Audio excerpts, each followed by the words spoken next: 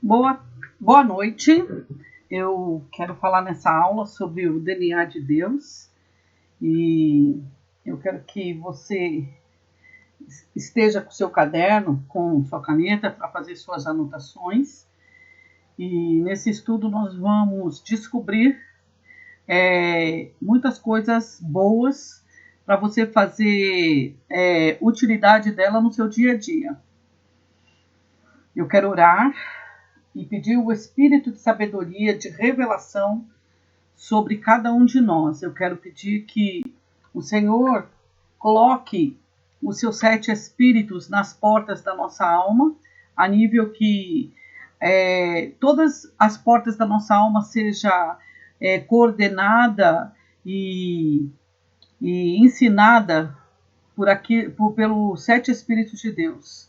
Eu quero pedir que o espírito de sabedoria, de entendimento, de conhecimento, de conselho, o espírito de temor do Senhor, de força, o espírito do Senhor esteja sobre nós e que nós possamos realmente entrar e compreender os segredos e mistérios que Deus tem para as nossas vidas no tempo que se chama hoje. E eu peço que o Espírito Santo nos dê sabedoria, que nós possamos aprender, estarmos verdadeiramente buscando a face do Senhor Todo-Poderoso, em nome de Jesus Cristo. Por isso, eu convido você a se render ao Senhor e pedir para o Senhor que os seus olhos espirituais sejam abertos, que a sua audição seja aguçada para ouvir a voz dele, porque é um assunto que muitas vezes as pessoas elas não querem muito, não quero saber disso, mas eu quero mostrar para você algumas coisas que você precisa conhecer, amém? Uma das coisas mais importantes que o inimigo tem mantido escondido de nós em nossa caminhada com Deus é a nossa identidade. Quem nós somos e o que nós realmente carregamos. E a realidade do que tem dentro de nós como filhos de Deus. Então, você veja só, a igreja dos anos 70, 80, até 90 e pouco, não se falava em paternidade, não se falava de filho. É interessante isso. Havia um movimento muito bem assim, como é que eu poderia dizer, bem volumoso em torno do evangelismo, mas não se anunciava que Deus é o nosso Pai e que nós somos filhos. E é interessante isso, porque depois de 90 e acho que 95, 96, começou-se a ser pregado a respeito da nossa filiação e da nossa origem.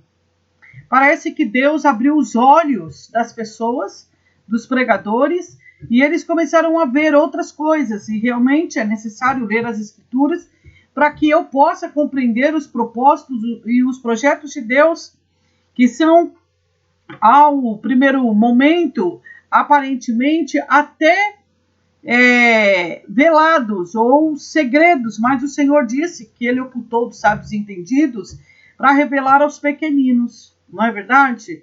Então, o DNA humano, ele tem um registro de como você será, tá?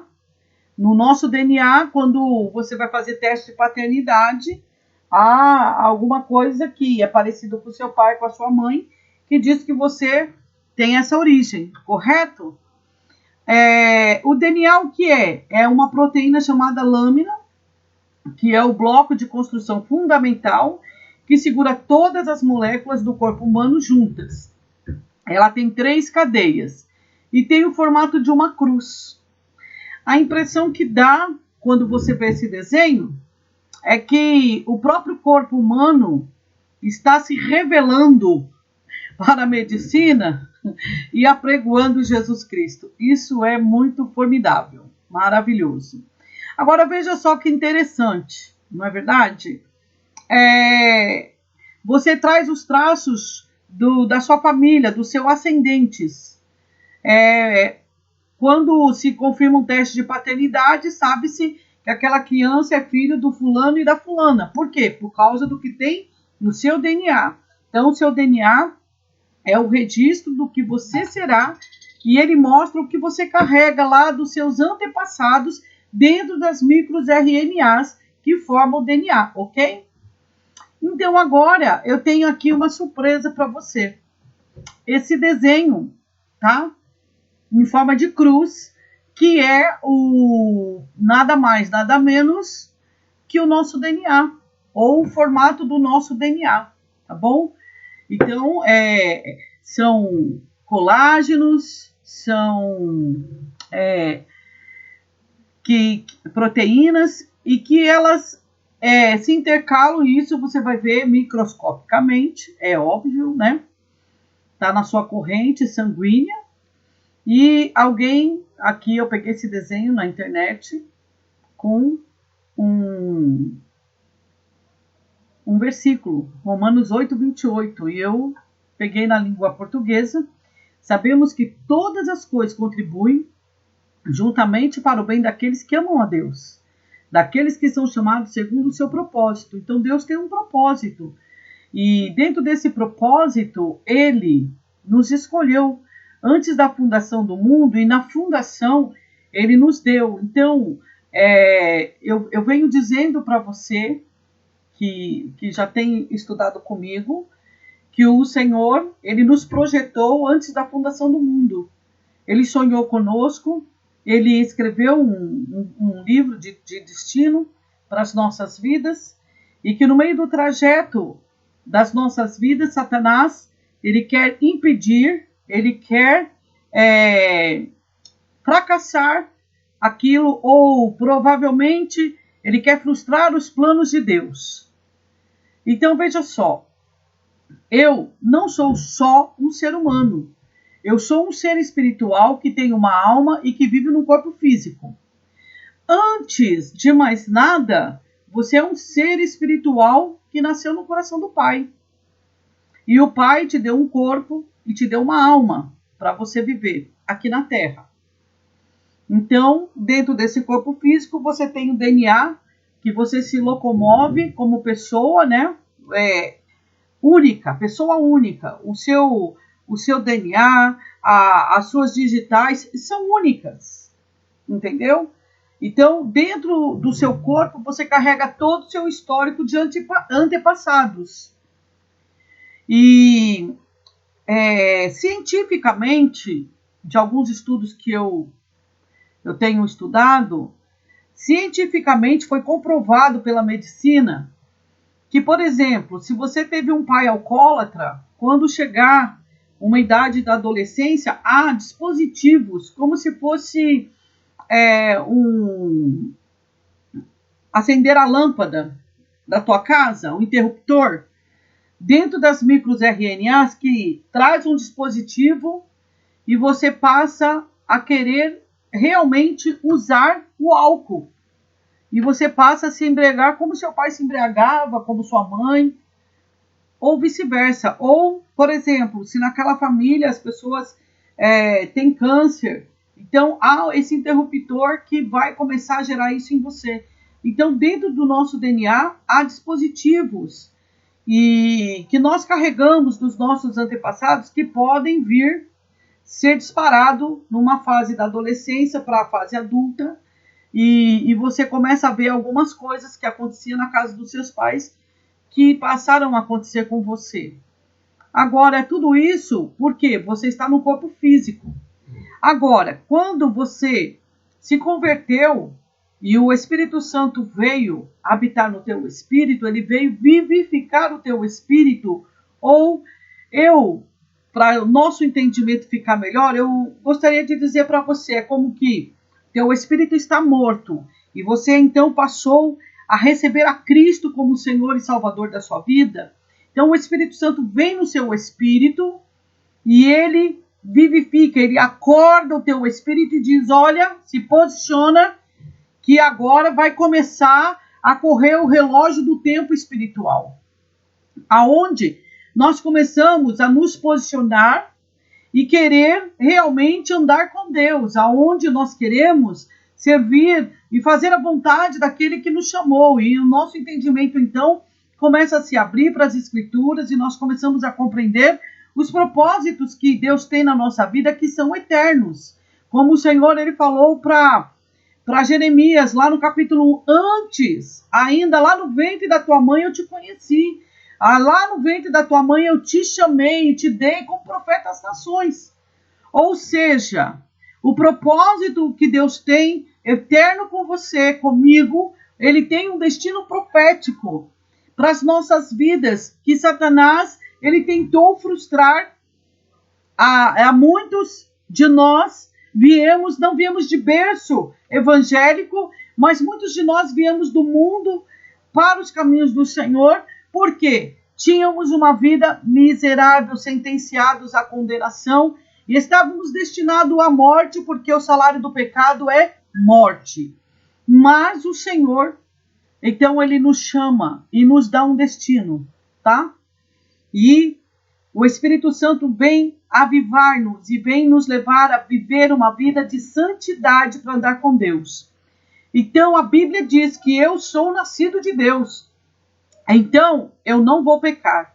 O que significa que há uma natureza incorruptível agora vivendo dentro de mim. Ou seja, o Espírito Santo vivificou o meu espírito e está o quê? Me despertando a um posicionamento para andar em novidade de vida e não pecando os pecados rudimentares que eu vivia outrora. Aquele que matava, não mata mais. Aquele que roubava, não rouba mais. Aquele que mentia, não mente mais. Mas se nós olharmos isso na realidade, não acontece. Há pessoas que matam com a língua e há pessoas que ainda continuam roubando e mentindo. Então, veja só, a Bíblia diz que eu sou nascido de Deus. Então, se eu sou nascido de Deus, o que era para viver? Eu era para viver submissa ao Espírito Santo, com uma mente cativa a Ele e deixar de pecar. Mas não é uma realidade isso, certo? Há em nós uma natureza incorruptível. Por quê? Porque o nosso espírito foi vivificado e ele ama Deus, porque ele veio de Deus. Aí João lá em 1 João 3,9 ele diz, todo aquele que é nascido de Deus não vive na prática de pecado, porque nele permanece a semente divina. Esse não pode viver pecando porque é nascido de Deus. Irmãos, se nós meditarmos só nesse versículo, nós vamos começar a compreender e nós vamos começar a ver como nós somos grosseiros no dia a dia, numa vida de prática de pecado.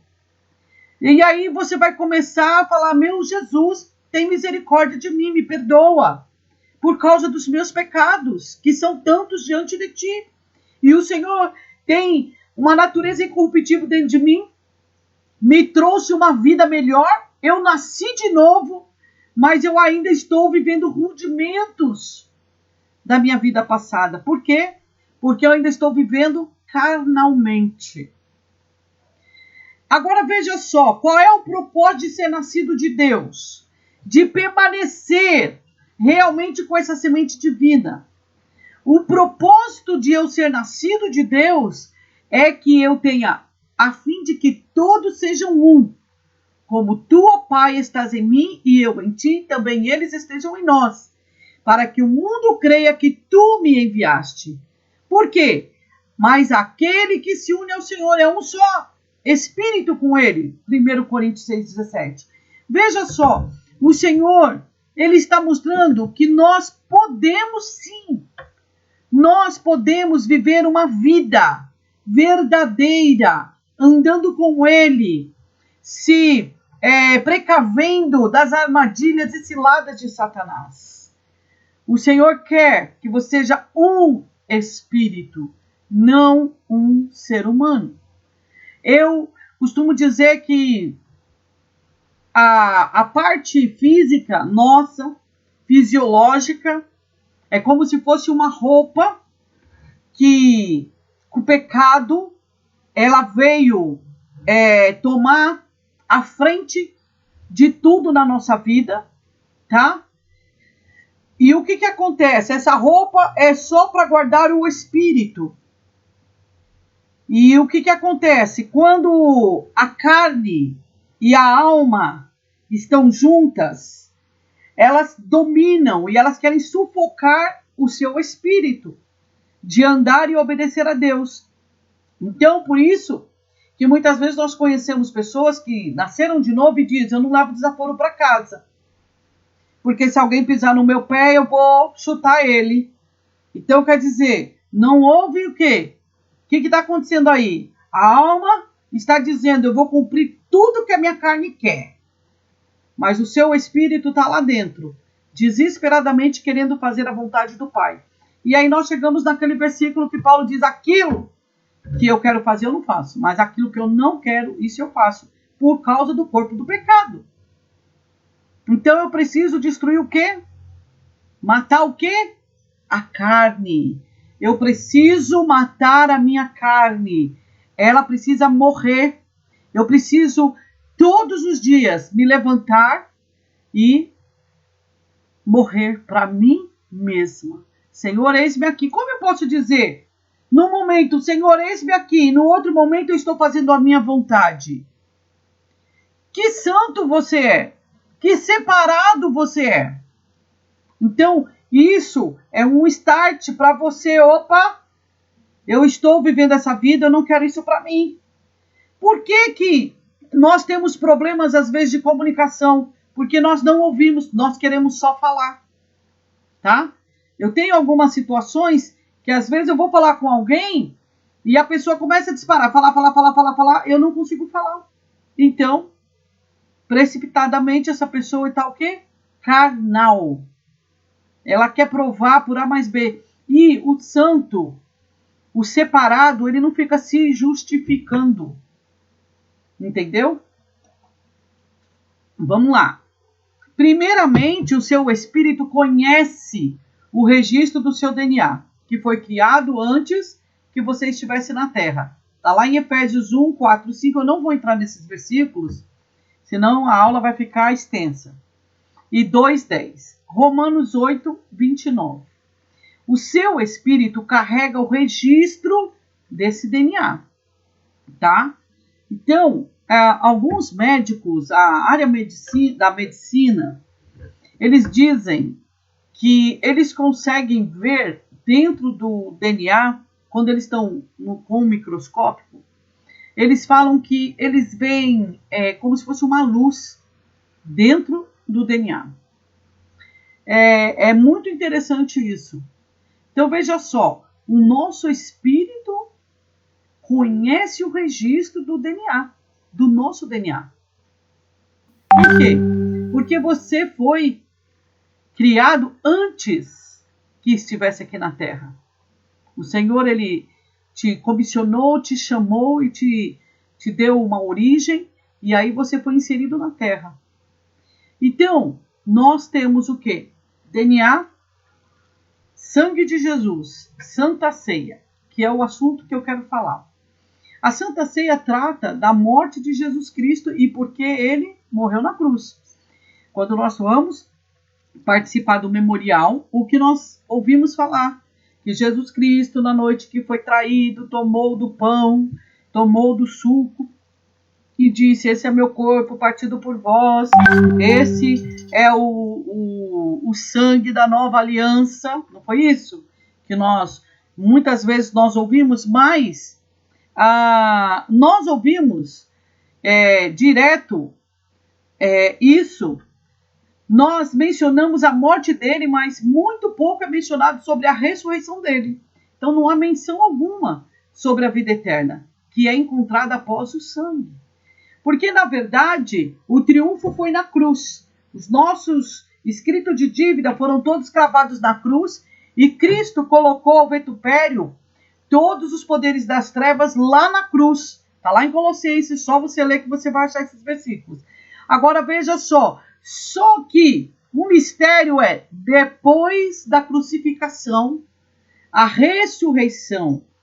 Então, por que isso é importante nós sabermos da ressurreição? Porque Cristo, ele está com o povo lá, os fariseus e todos os homens lá da sinagoga, no capítulo 6 de João, e ele fala: eu sou o pão que desceu do céu, e se alguém comer desse pão, viverá eternamente. E o pão que eu darei pela vida do mundo é a minha carne. Em outras palavras, por que que o povo se revoltou e disse: quem que é esse? Daí não é o tal do filho lá do José, o tal de Jesus. E aí nós começamos a entender, porque a cultura daquela época, o que que era feito? As pessoas, elas faziam rituais a Moloque, a Baal, comendo carne humana, tá? Comendo, oferecendo sacrifício. Então, para os fariseus e para o povo lá que frequentava a sinagoga, eles ficaram revoltados. E Cristo está dizendo, verdadeiramente, ele está colocando diante desses homens e dizendo: eu sou o pão que desceu do céu. E se alguém comer desse pão, viverá eternamente. E o pão que eu darei pela vida do mundo é a minha carne. Então, houve o que? Um reboliço entre eles. Por quê? Alguns tinham vindo dessa prática. Jesus entrando em nós, ele nos habilita a carregar o mesmo DNA que ele carregava. Olha só, nós vamos fazer uma pincelada rapidamente. Quando o Senhor ele fala com Maria, diz o quê? Que o Senhor envolve ela numa sombra. E é colocado o quê? O DNA de Deus no ventre de Maria para o que? Gerar Cristo. Então Cristo, ele vem, por isso ele é 100% homem e 100% Deus na terra. Ele vem, só que ele não usurpou, ele se humilhou. Entendeu? Ele não usurpou ser Deus. Então veja só, o que acontece? Cristo entrando em nós nos habilita a carregar o mesmo DNA. Nós nascemos de novo na dimensão do reino. Aqui na terra, nós carregamos o mesmo registro em nós que Jesus carregava. Então não há desculpa para qualquer um de nós. Por quê? Porque no ato do memorial, quando eu estou tomando do pão e do suco de uva, espiritualmente eu estou recebendo esse pão que é descido do céu. Eu estou recebendo o sangue da nova aliança que me transporta para o reino de luz, que me eleva a andar com Deus. Então não há uma desculpa para qualquer um de nós. Jesus então responde: em verdade eu lhe digo, que se você não comer a carne do Filho do Homem e não beber o seu sangue, não terão vida em vocês mesmos. Jesus é contundente. Por quê? Olha a prática que vocês tinham de tomar sangue de bode, sangue de humano, aquela prática ocultista, isso é demoníaco. Agora, se vocês não comer e não beber de mim, então vocês não vão ter vida em vocês mesmos. Quem come a minha carne e bebe o meu sangue tem a vida eterna. O que ele está dizendo? Quando eu participo do memorial, da Santa Ceia, eu estou dizendo no mundo espiritual, eu tenho vida eterna. O poder da ressurreição está atuando em mim. Por isso ele diz: quem come a minha carne e bebe o meu sangue tem vida eterna. O que tem a vida eterna? É o seu espírito. Não é que você vai viver eternamente nessa carne. E eu ressuscitarei no último dia. Olha só. Jesus que está dizendo: quando você bebe o meu sangue e come do meu corpo, eu estou vivendo em você. Então é mais do que apenas nascer de novo. O meu espírito foi avivado. E no momento que eu começo a comer, ele entra em mim. Cristo habita em nós. Então nós temos o que? Um vírus chamado DNA de Deus, vivendo no sangue, que nós bebemos na Santa Ceia. É um vírus chamado se tornando um filho ou filha do reino. Veja, eu quero agora orar com você. Então, todas as vezes que eu tomo pão, todas as vezes que eu tomo suco de uva, eu estou anunciando para o mundo espiritual que o meu espírito tem uma eternidade e que Cristo vem habitar em mim. E Cristo mora em mim. Se você quiser, você pode pegar o pão e um pouco de vinho para você. Quem come a minha carne e bebe o meu sangue tem a vida eterna, e eu ressuscitarei no último dia. Eu quero orar por você. Pai, hoje nós erguemos o cálice. Senhor Jesus, a sua palavra diz que este é o seu sangue. Você derramou o seu sangue e o deu hoje.